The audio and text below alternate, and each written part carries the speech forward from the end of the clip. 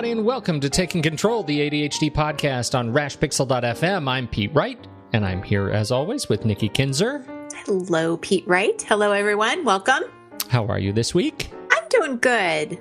Yeah? You feeling good? Yeah. How about you? No, I'm good. Today is as we record this, it's an in-service day, so I am home recording. My kids are here, and that means that in the middle of working, there will be some hooky played.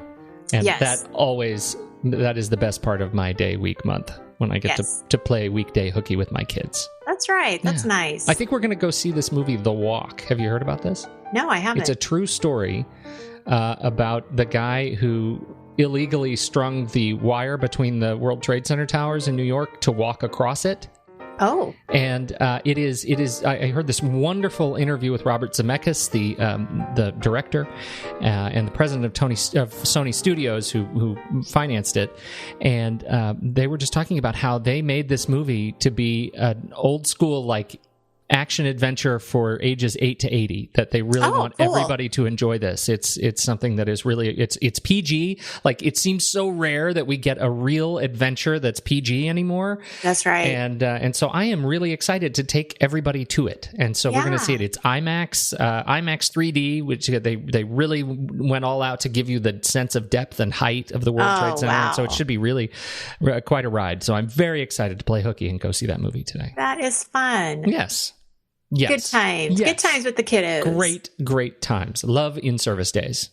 More of those. Well, and you know what they get to do is they don't have to study. That's right. So the last few weeks we've been concentrating so much on succeeding at school, you actually get a day off. That's right. That's exactly right. I love that. That's my favorite. Right. So we're talking about finding balance between focus, energy, and time today. And this is always a favorite conversation to revisit. We've got some great tips and follow-up from past episodes.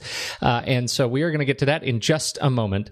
But first, you need to head over to TakeControlADHD.com. You can listen to the show right there on the website. You can subscribe. You can join our mailing list to make sure you don't miss a single episode, and connect with us on Twitter and Facebook at TakeControlADHD. And of course, you can call us.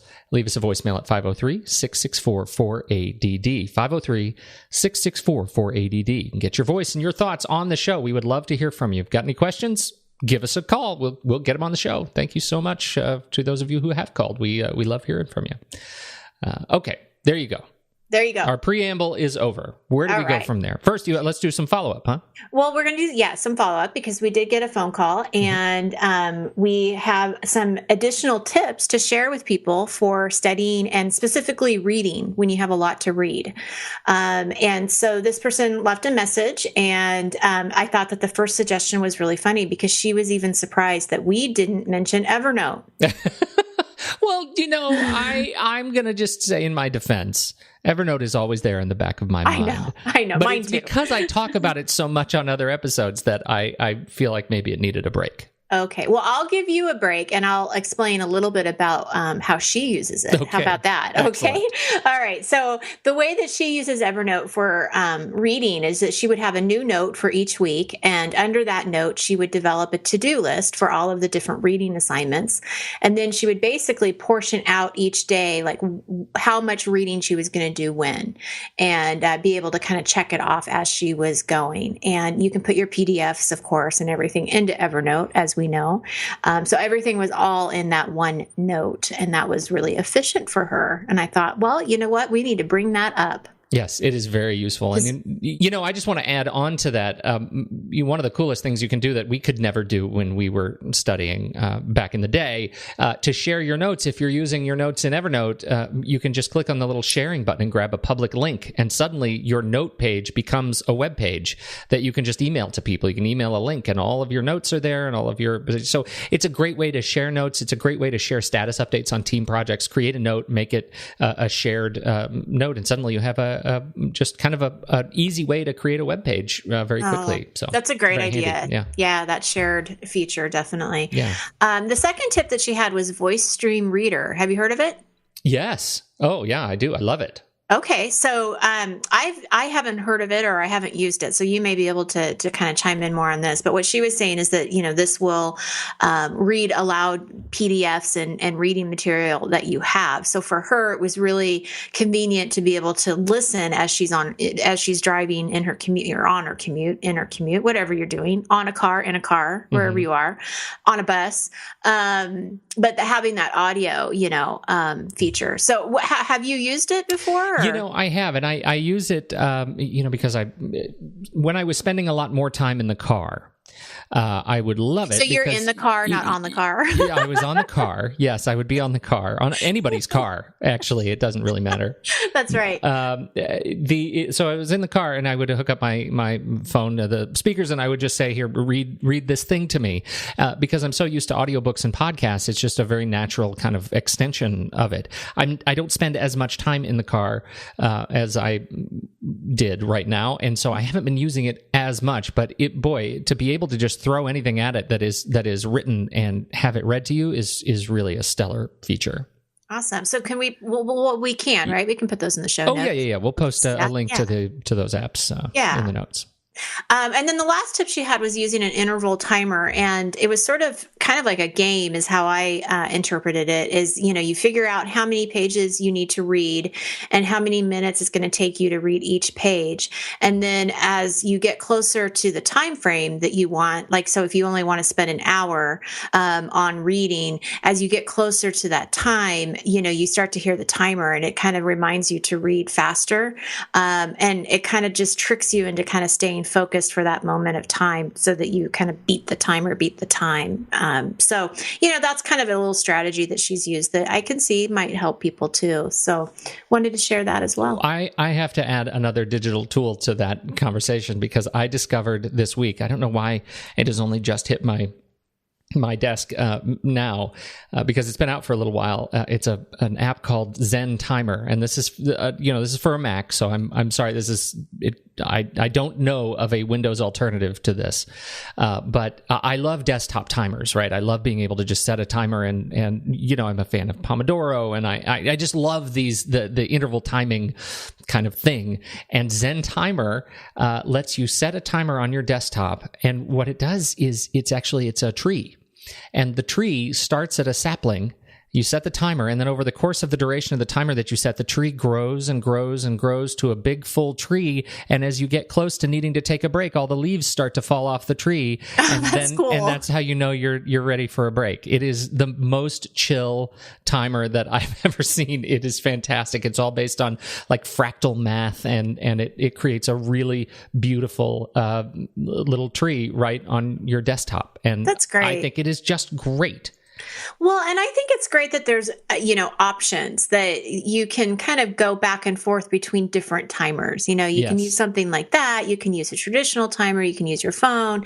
I mean, there's just different ways to do it because then that also is going to keep your mind a lot more interested into it and pay attention when the timer goes off. So, yeah. And, this is cool. This is why, timing is so important in executive functioning because you have to see the time passing. That's why for your executive, you want to trigger your executive function skill, right? Muscle. You don't use a digital clock. We've talked about that. You want to see the sweep of the second hand and the minute hand around your watch or a clock. Well, the same really is, I think that's why Zen Timer is such a fascinating tool because you see time passing. You just don't see it as a sweep hand. You actually see a tree growing, and I think that's a really magical sort of thing. So I agree. I'm going to check that out. It is really cool. Very cool. Right. All right. So now going back to this balance of focus, energy, and time. Yes. This actually was a comment that was brought to my attention on the blog post a couple of months ago. And she had written in and she contacted me after listening to our podcast about hyperfocus. If you remember, I do. When we did that. Yes. So that was a few months ago, I believe. And this is what she said, or what she asks. She says, I focus in on one task, but my other jobs just fall apart. I lose track of time when I focus on something, which not always is at the top of my to-do list. Then I feel exhausted to do other things. And if I happen to get interrupted, it is quite difficult for me to get my focus back. Any tips to find this desired balance of focus, energy, and time? So I thought, wow, that is a podcast topic. Yes. Right? Is.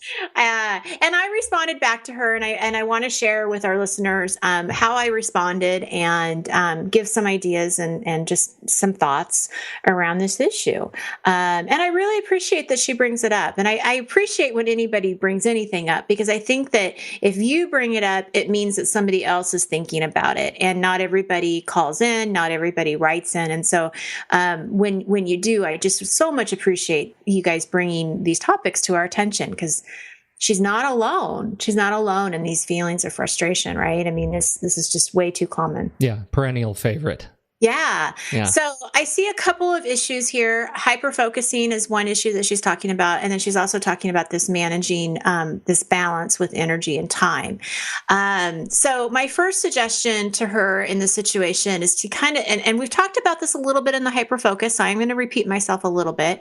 But I think my first suggestion is really to evaluate what areas in your life you tend to hyperfocus the most. Because just being aware that this particular task or project is going to potentially take you down that rabbit hole, it's going to be very helpful for you to be a little bit more proactive on how to prepare for it the next time it is scheduled. So instead of just sort of, going into it thinking, oh, I might, really get distracted here or really hyper-focus, it's like really think about what are the things that get you, your triggers. What are your triggers? We need to know what those are.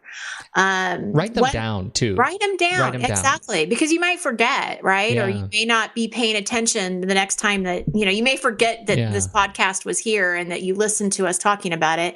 And then you start hyper-focusing and you're like, oh man, here I did it again. It's totally like this is a perfect case for my little back pocket field notes. I always have this page in the back where I can write down behaviors and things like that I just need to notice, because I may not ever look at it again, but the act of writing it down helps me cement that this is a thing I need to be aware of in myself. Pay attention to it. Absolutely.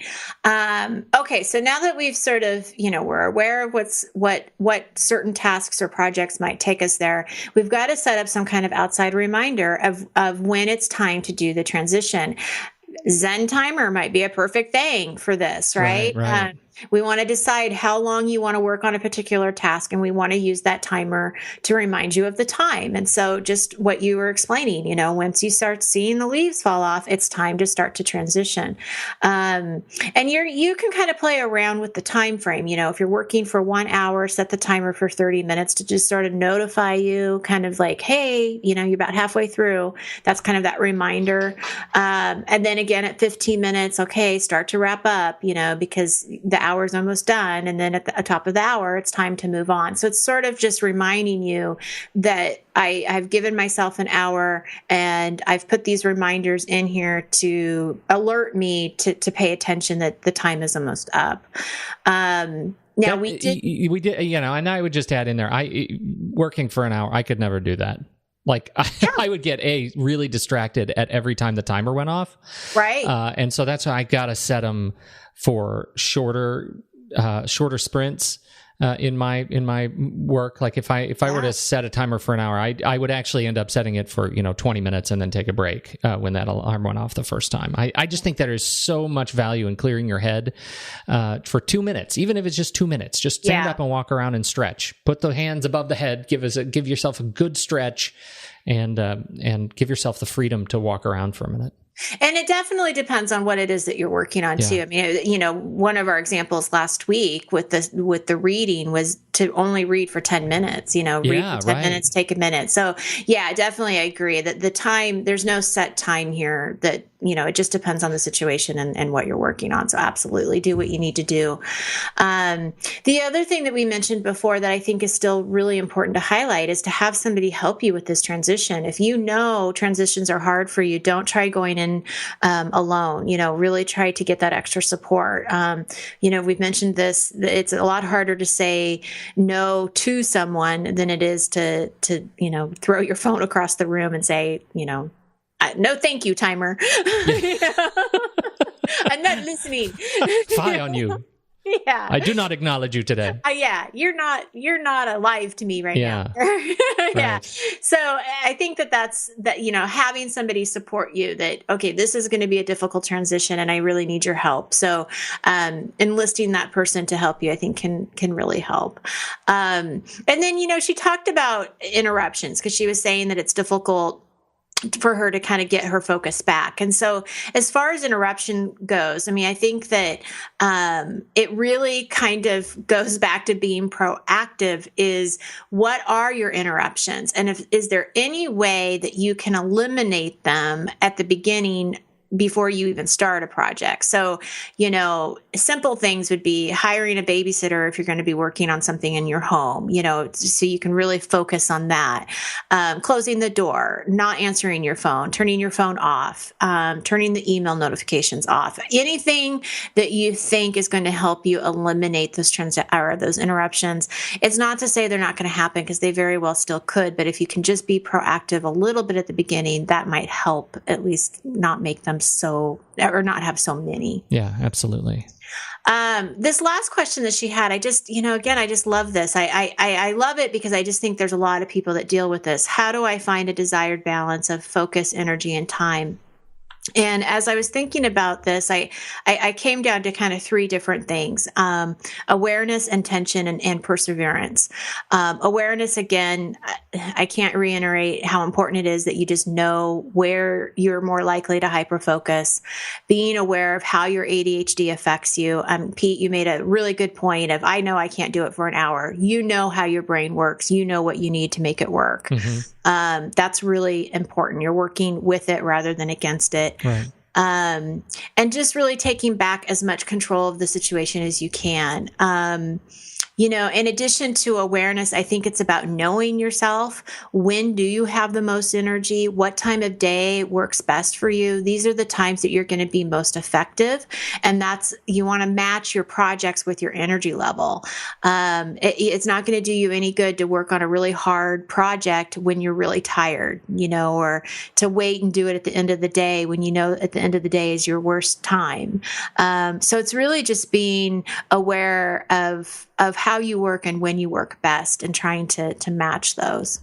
And I would just, the only thing I would add, and again, the thing that works for me is sitting down with either a pencil and paper and maybe our daily planner, or just getting on my calendar online and really blocking out all the time I have in the day. Yeah. And that includes when I'm going to take breaks and actually putting in, I'm going to take a break. I'm going to walk around the block here. I'm going to go for a run here. I'm going to do this piece of work here. I'm going to, go to lunch here and make sure that every minute it's going to feel like, or at least it feels like to me, oh my gosh, I'm totally overscheduling. But really what it is I'm just managing my attention, because as soon as I see empty space on my calendar, I will lose attention. Yes. I will not be able to know. I will not know what I'm going to do. If it's take a break here, then I know for the next 15 minutes I am not to think about other stuff. I need to go refresh my coffee. I need to go get something to eat. I need to eat an apple or something. Mm-hmm. But it's not just empty time. It's intended break time. And that is that exactly is what intention is about. You hit the nail on the head. I think it's I'm a big believer on just setting the intention for your day. What is my intention for the day? And every morning before I even get out of bed, I think about, okay, what kind of day do I want to have today? I'm going to have a great day. I'm going to have a productive day. I'm going to have a happy day, whatever it is that I set that intention. But then I think what you're saying is you take it a step further and you're like, okay, what are the most important things that need to get done today? How am I going to schedule those? When am I going to do them? And prioritizing your energy levels around those, putting structures in place. So you're putting your energy levels with what you need to get done, and that's putting structure in place. Because that calendar, that at the end of that morning kind of scheduling session, or ideally, I do that in my daily planning the night before, so that I know when I wake up that calendar is the visual reminder of the balance between focus, energy, and time. Right. Absolutely. And it allows me to be much more resilient, because if I have something that I just don't finish on time, then I know what I have to move, right? I know the things that I have to move it throughout my day in order to be able to make up time. I also know that where I'm going to need to be able to say no to other things, because I can't, anything else that comes in is going to be a distraction. So I'm going to have to say, look, I don't have time to do this for you. I don't have time to take care of this because of these other things. I will have time later, but it allows me to manage my intention for each individual day with greater, like you say, intention. I think that's really valuable. Mm-hmm. Absolutely. And then the last thing I want to say is just perseverance. Don't let one bad day ruin your long-term efforts. And maybe it's not even one bad day. Maybe it's you just had a really bad week. Don't let that ruin your efforts, because too many times I see people are so hard on themselves and they think, okay, well, gosh, I can't do this, or they just, they replay these tapes in their heads about how it didn't work before. And I'm just not a productive person. I can't do it. And that's not true. You can do it. You are capable. You just have to pay attention again, go back to awareness, go back to what your intention is, go to the tools that you have, and, just be kind to yourself. You get to start over tomorrow. Tomorrow isn't determined by what you did yesterday. So, just really encouraging people to not give up on that. Absolutely. Absolutely. I love it. I love this topic. And I feel like I hope people don't hear this and think, well, I've heard these concepts before, because I think this is one of the most important muscles that you can develop if you're living with ADHD. It is incredibly important. And I sometimes, I maybe take it for granted because I've surrounded myself with so many redundant tools that allow me to kind of do this. It is incredibly valuable to master this and to feel like you're in control of your time, because that will allow you to be in control of your intention and your energy and your focus to a much greater degree. It'll never be perfect. No. But it'll certainly feel better. Yeah. I love it. All right. I think that's it. Are we good? That's awesome. Good. Hey, thank you everybody for downloading and listening to the show. And you know what? We've said this before, but it really helps us if you head over to iTunes. If you're an iTunes listener and you log into your account there, you go to the Taking Control, the ADHD podcast page on iTunes, in the iTunes directory, and you leave us a positive review. It helps other people discover the show. It's incredibly motivating for us. Frankly, it's just a nice, all-around nice thing to do. So we appreciate your time. I know it's not the easiest process in iTunes to do it, which makes it all the more valuable that you take your time and intention and focus to be aware of this show and help us find new listeners. So thank you very much, as ever. On behalf of Nikki Kinzer, I'm Pete Wright, and we'll catch you next week on Taking Control, the ADHD podcast.